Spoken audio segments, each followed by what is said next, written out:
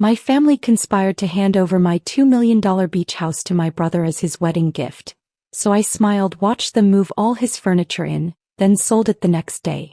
Before we dive in, please take a second to subscribe and tell us where you're watching from. It means more than you know. Now let's continue this story. I was reviewing surgical notes when Mom's call came through. Sweetheart, we need to talk about Eric's wedding. Her voice had that syrupy tone she used when asking for money. I should have known. What about it? I balanced the phone against my shoulder, still typing. Well, Giselle is such a wonderful girl, and you know your brother hasn't had your advantages. Here we go. The same script since childhood. Eric the golden child who couldn't keep a job. Me the family ATM who'd worked since 14. Mom, I already sent a generous check. It's not about money, baby. Liar. It was always about money. It's about family. Your beach house would be the perfect wedding gift. My fingers froze on the keyboard. Buy beach house. The one I saved 10 years to buy.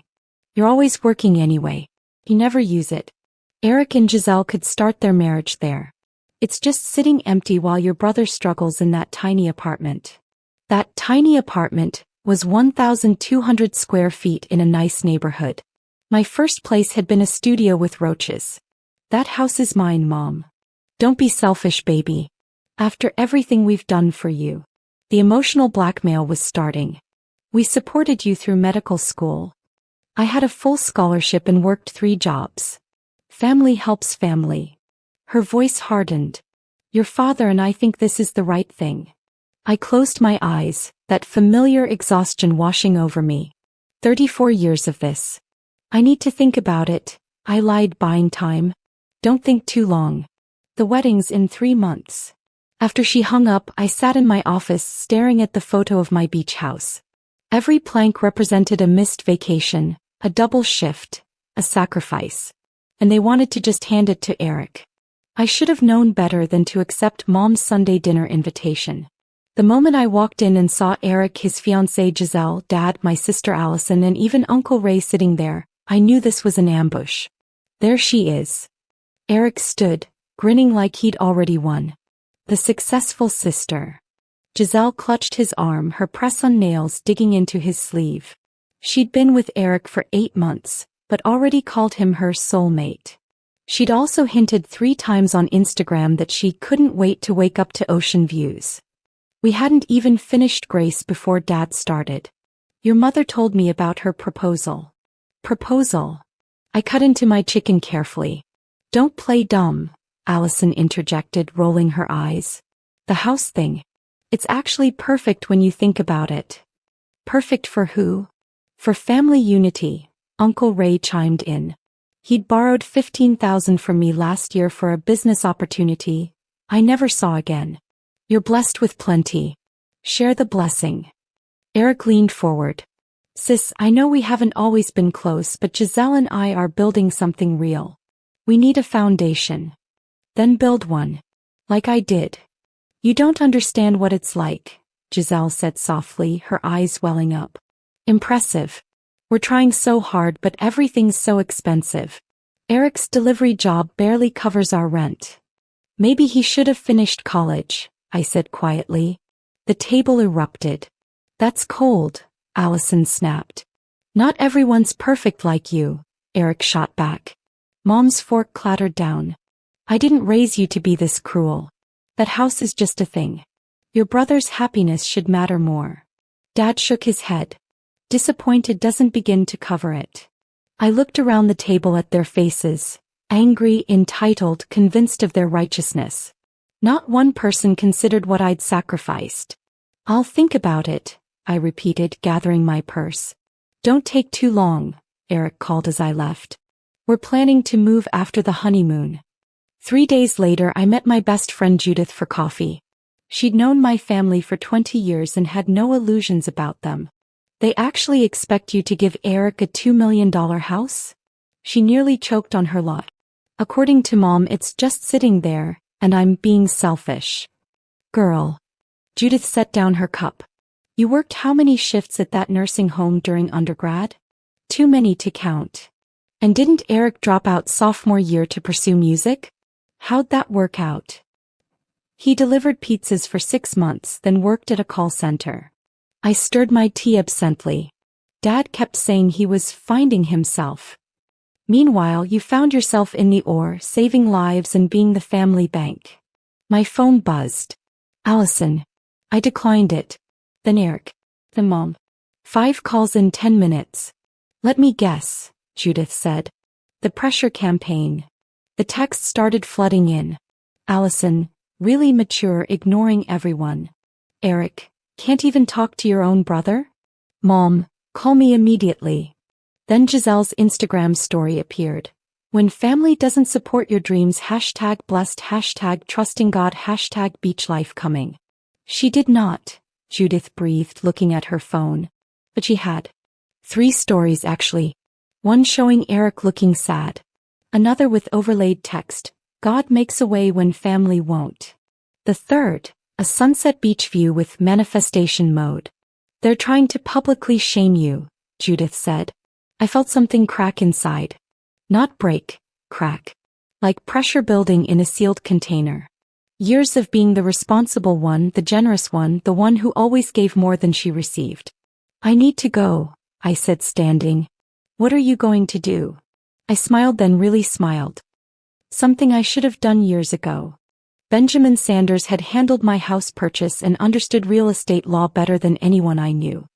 He listened as I explained the situation, his expression never changing. So your family wants you to gift a $2 million property to your brother. He tapped his pen thoughtfully. And they're applying public and private pressure. It's not a request anymore. They've decided it's happening. The house is solely in your name. No co-signers, no family money in the purchase. Every penny mine. I even paid cash after selling my condo and saving for 6 years. Benjamin leaned back. Then legally they have no claim whatsoever. But I'm guessing this isn't about legality. It's about boundaries. Or my lack of them. I pulled out my phone, showing him the text. 73 unread messages. Mom had sent a photo of baby Eric in a hospital, captioned, "Remember who loved you first." Emotional manipulation, Benjamin observed. Classic financial abuse pattern. Tell me, how much have you given your family over the years? I'd never calculated it. Sitting there, I started adding. Uncle Ray's business loan, $15,000. Eric's car repair last year, $4,000. Allison's credit card debt twice, total $9,000. Mom's kitchen renovation, $12,000. Dad's boat, $8,000. That's $48,000 I can count without trying hard. Benjamin wrote a number. And gifts for holidays, emergencies, loans, never repaid? Probably another $30,000 or $40,000 over 10 years. So approaching 6 figures minimum. And now they want $2 million more. Hearing it laid out like that, I felt dizzy. Nearly $100,000, and they called me selfish. Here's what I propose, Benjamin said. Let them think they're winning. What? He smiled. You're a surgeon. You understand strategic intervention. Sometimes you need to cut clean to save the patient. Over the next hour, Benjamin outlined a plan so perfect, so precise, I almost felt guilty. Almost. I called Mom that evening. I've been thinking about what you said. About family. Oh, sweetheart, I knew you'd come around. Her relief was palpable. Eric will be so thrilled. There are conditions, I interrupted. Those conditions. The house needs work before anyone moves in. New appliances, fresh paint, deep cleaning. I want it perfect for Eric. That's so thoughtful. Mom was crying now. See? This is the daughter I know. I'll need 2 months to get everything ready. The wedding's in 3 months, right? They can move in after the honeymoon. Perfect. Oh baby, your father and I are so proud. One more thing. I want to host a family dinner at the beach house. A celebration before I hand over the keys. Everyone should see it one last time the way it is. Beautiful idea. You're giving your brother such a gift. After hanging up, I sat in the silence of my apartment. The place I actually lived in, a modest 2-bedroom I'd bought after the beach house as an investment property rental. The beach house had always been my sanctuary, my reward for the hard years. I walked to my window looking out at the city lights. Somewhere out there, Eric was probably celebrating. Giselle was likely updating her Instagram aesthetic board with beach house decor ideas. Allison was telling her friends how she'd known I'd do the right thing. None of them considered what this cost me. Not the money, the dream. Every tile I'd chosen myself. The reading nook I'd designed. The deck where I'd planned to watch sunsets in my retirement. But Benjamin was right. Sometimes you had to cut clean. My phone buzzed. Eric, Mom told me. Thank you, sis. This means everything. I didn't respond. I was already calling contractors. The next family dinner, I played my part perfectly. Eric hugged me tight. I'm sorry we pressured you. I know this is hard. It's what family does, I said, echoing their words. Giselle showed me her Pinterest boards. All coastal themes, whites and blues. I'm thinking we'll repaint the living room. That yellow is so dated. I'd painted that yellow myself. Whatever makes you happy. And the main bedroom needs new furniture. Maybe we'll knock out that wall, open it up. It's your house soon. The words tasted like poison. Allison pulled me aside. I'm proud of you. You're finally being a real sister. Thanks, Allison. I remembered loaning her $3,000 last Christmas. She'd paid back $500. Dad clapped my shoulder. This is real maturity. Building the next generation's wealth. Speaking of wealth, Uncle Ray started and I knew a request was coming. Buy cars making this noise. Sorry, Uncle Ray. After this gift, I'm tapped out for a while. His face soured, but he nodded. They always expected an endless well. Over Sunday dinners that month, I watched them plan their takeover of my sanctuary. Eric measured rooms for furniture. Giselle talked about hosting beach parties.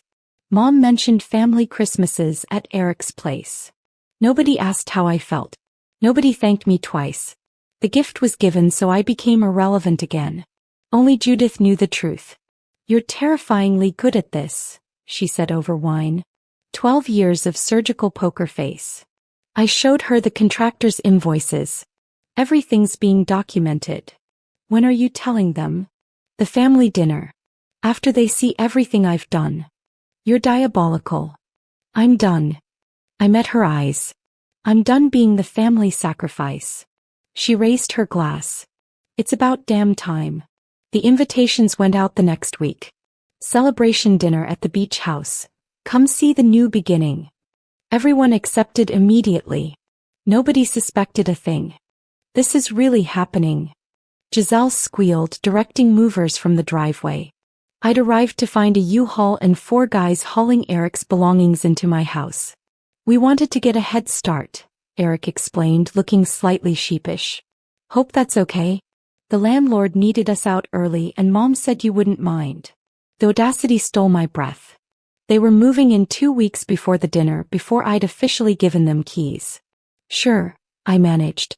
Whatever works. I watched them carry in a sectional couch. Cheap particle board that would fall apart in 2 years. Giselle directed it to the living room where my custom sofa had sat. They'd already removed my furniture. Where's my stuff? I asked Mom, who'd arrived with cleaning supplies. Storage unit downtown. Dad rented it. You'll want your things eventually, right? She said it like she'd done me a favor. Allison brushed past with boxes. Clear the way. Where do these go, Des? Kitchen. We're redoing the whole thing. Giselle was in her element, commanding the space. Eric, baby, make sure they're careful with my china cabinet. Her china cabinet. In my house. Uncle Ray arrived with more boxes. Your brother's finally getting his due. About time something good happened to him. I stood in my entryway, their entryway now apparently, and watched my life be dismantled. The movers tracked mud across floors I'd refinished. Someone knocked a chip in the doorframe. Giselle directed her mother to tear down those ugly curtains. Those curtains were custom linen. $400 per panel. You okay, sweetheart? Mom touched my arm. I know it's bittersweet. I'm fine. This is what's right. Eric needs this stability. You have your career, your fancy apartment. He needs something that's his. Something that's his. Built with my money. My sacrifice. My decade of work. Eric found me in the kitchen. Hey, I know we kinda jumped the gun. But Giselle was so excited and Mom thought. It's fine, Eric. Yeah. He looked relieved. Good. Because I was thinking after we settle in maybe you could help with the property taxes? They're pretty high in my salary. We'll talk later. I cut him off. The dinner was in 5 days. I just had to hold on for 5 more days. The night before the dinner, Judith helped me load the last boxes into my car. You're sure about this? I've never been more sure of anything. They're going to lose their minds. They should have thought of that before. I closed the trunk. Before they moved in without permission. Before they removed my furniture. Before they decided what was mine was theirs. My phone rang. Eric. Hey sis, quick question. That lockbox in the master closet. What's the code? Why? Just wondering. Giselle wants to store some jewelry safely. The lockbox containing my important documents, the deed, my grandmother's rings. Don't worry about it. I'll empty it tomorrow. Cool. Oh, and can you grab some nice wine for tomorrow? Something impressive. Giselle's parents are coming and her dad's a wine guy. Sure, Eric. After he hung up, Judith stared at me. He wants you to buy wine for a party at the house you're giving him? They haven't learned yet. That's the problem. I pulled out Benjamin's folder, checking everything one final time. Tomorrow they learn.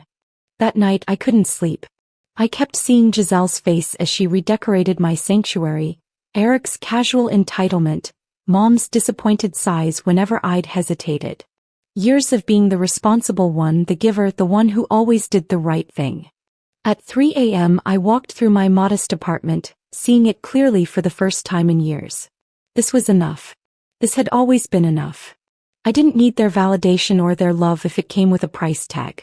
My phone lit up. A text from Giselle. Can't wait for tomorrow. Finally feels like our home. Our home. 2 weeks in my house and she'd claimed it completely. I smiled in the darkness. Tomorrow they'd learn the difference between living somewhere and owning it. Tomorrow I'd teach them all about consequences. I arrived at the beach house at 4 p.m., arms full of catered food. The place looked different, Giselle's touches everywhere. New throw pillows, her artwork, their family photos already on the mantel. There she is. Dad hugged me. The guest of honor. Guest. In my own house. Eric and Giselle emerged from the kitchen wearing matching aprons. We made dessert, Giselle announced. Using the new KitchenAid you left. The KitchenAid I'd bought last year for $600.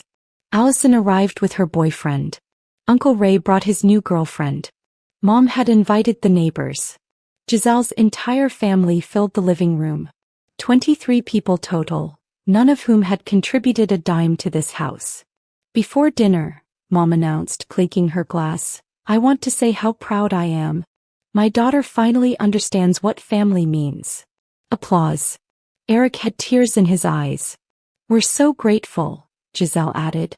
This house represents a new chapter. A place where we can build our future, raise our babies, create memories. More applause.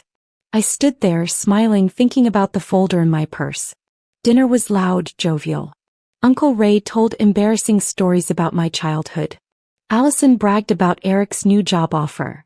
$35,000 a year, barely enough to cover utilities and property taxes on this place.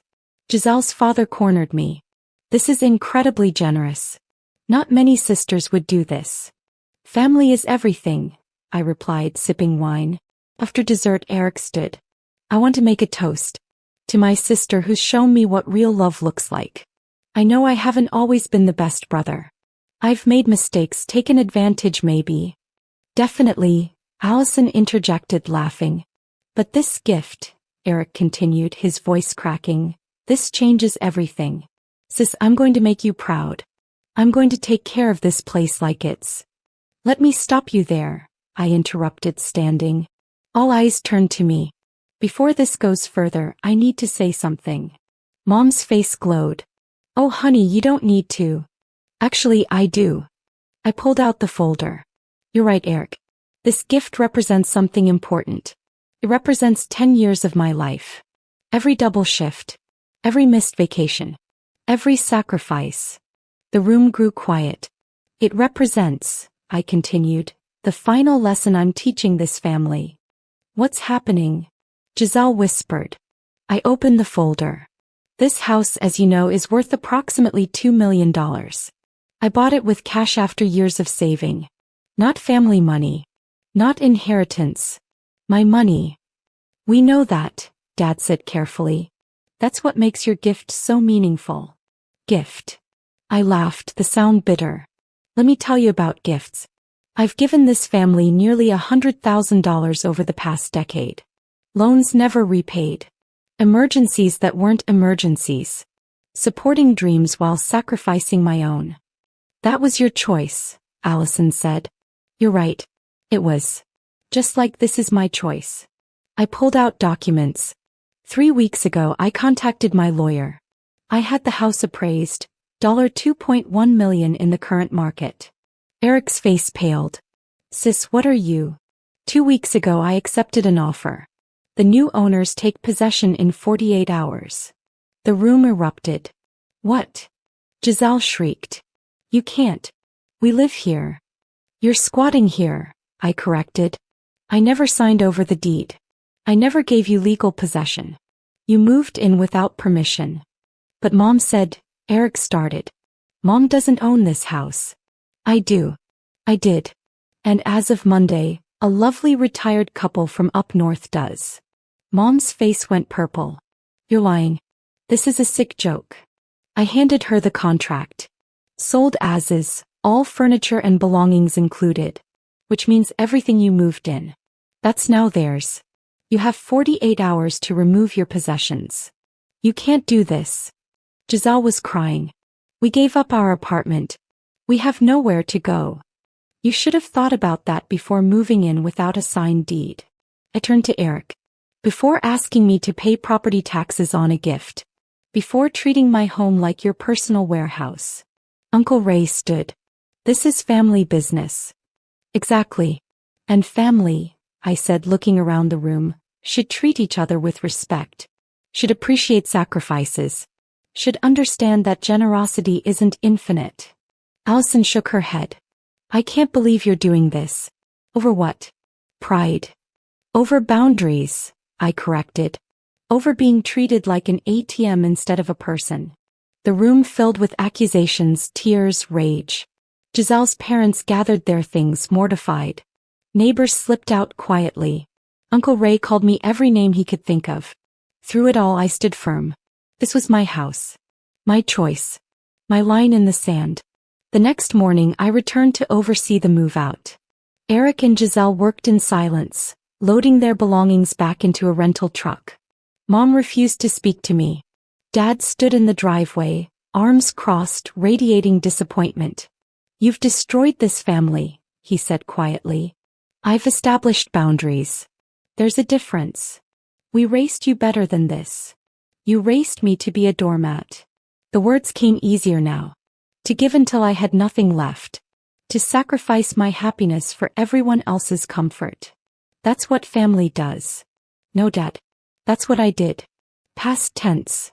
Allison pulled up, helping Eric load boxes. She brushed past me without acknowledgement. Fine. I'd survived without her support before. Inside, Giselle was sobbing in the empty living room. I had it all planned. The nursery, the garden, everything. On someone else's dime, I said. That's not planning. That's fantasy. You're heartless. I'm done. There's a difference. By evening they'd cleared out. The house stood empty again, scarred by their brief occupation. Chips in the paint. Scratches on the floors. But mine again briefly before the new owners arrived. Benjamin met me there for the final walkthrough. How do you feel? Lighter. It was true. The guilt I'd expected never materialized. Instead I felt unburdened. They're calling it betrayal. What do you call it? Self-preservation. My phone buzzed constantly. Voicemails from Mom. Texts from distant relatives I hadn't heard from in years. All with opinions about my cruelty. Giselle had updated Instagram. When people show you who they really are, believe them #betrayed #fake family #homeless thanks to sister. The comments section was split. Half supporting her, calling me terrible names. Half calling out the entitlement. Wait, she wanted a $2 million house as a gift? I turned off my phone. Any regrets? Benjamin asked as we locked up. I looked at the house one final time, remembering the dream it represented. Then I thought about the peace I'd reclaimed. Not one. 3 months later, I sat in my apartment, finally breathing. The family had splintered. Mom sent occasional guilt trip texts. Dad had called once, asking if I'd come to my senses. Allison unfriended me on everything. Eric surprisingly sent one text. I get it now.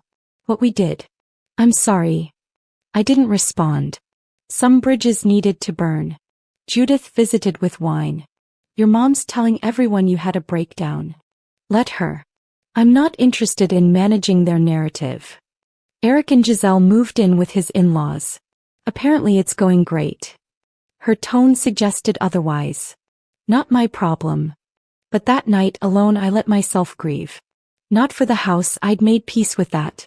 For the family I'd wanted, the one that existed only in my imagination. The one where love wasn't transactional, where boundaries weren't betrayals. I grieved for the daughter who'd tried so hard to earn approval through generosity. Who'd believed that giving more would somehow make her enough. Then I stopped grieving. I started investing in myself. Therapy where I unpacked decades of dysfunction. A financial advisor to redirect the money I'd been hemorrhaging to family. I picked up hobbies I'd abandoned, painting, reading, weekend trips. One Saturday, driving along the coast, I stopped at my old beach house. The new owners had added flower boxes, painted the front door blue. It looked happy. A woman emerged, probably mid-60s, waving. Can I help you? I used to own this house, I admitted. Oh. Come in. We've been wanting to thank you. Inside, they'd made it theirs while respecting its bones. Photos of grandchildren. Comfortable furniture. Love in every corner. This house, the husband said, it's given us a beautiful retirement. We wake up grateful every morning. Good, I said, meaning it. That's what it deserved. Driving away, I realized the house had found its people. And I'd found my peace. My phone rang. I didn't answer. Some ties once cut were meant to stay severed. 2 years later I got a letter. Eric's handwriting. Sis, Giselle and I are divorcing. Turns out building a marriage on someone else's gift isn't a strong foundation. Who knew? I've started therapy. Working through a lot. Mainly this. I spent my life thinking I deserved things because I was loved, not because I earned them. He tried to teach me differently. I'm finally listening. I don't expect forgiveness. I don't deserve it. But I wanted you to know I get it now. The person you became wasn't mean. She was free. I'm working on getting there too. Your brother, Eric. I folded the letter, unsure what to feel. Vindication? Sadness? Both. Judith found me crying. What happened? He apologized. Really apologized. You going to respond? I don't know yet. That night I wrote 3 different replies. Each felt wrong. Too forgiving. Too harsh. Too something. Finally I wrote, Eric, I'm glad you're finding your way. I'm finding mine too. Maybe someday we can be in each other's lives again. But not yet. I'm still learning how to protect my peace. I hope you understand. Take care of yourself. I never sent it. Some distances were necessary. Some wounds needed time, not words. My life now was smaller but mine. Evenings with Judith. A therapist who understood complex family trauma. A savings account that grew instead of drained. Dates with men who asked about my day, not my resources. I bought a small cottage upstate. Nothing fancy but paid in cash with my name alone on the deed. I told no one in my family it existed. On my birthday only Judith called. No guilt trips about family dinners. No requests for loans disguised as gifts. Just, happy birthday, friend. I'm proud of you. Standing on my cottage porch watching the sun set through autumn trees, I realized something profound. I wasn't lonely. I was alone but not lonely. There was a difference and it was everything. The family still told stories about me. The selfish daughter. The heartless sister. Let them. I knew the truth. I wasn't heartless. I just decided my heart mattered too. And that wasn't cruel. That was survival. That was the lesson they'd refused to learn and I'd been forced to teach. Some families love you for who you are. Others love what you can give. I'd finally learned to tell the difference. If this story resonated with you, please like and subscribe for more real-life tales about setting boundaries, finding strength, and choosing yourself. Drop a comment about your own family dynamics. Have you ever had to make a difficult choice to protect your peace? Let's support each other in the comments below. Remember, choosing yourself isn't selfish, it's survival.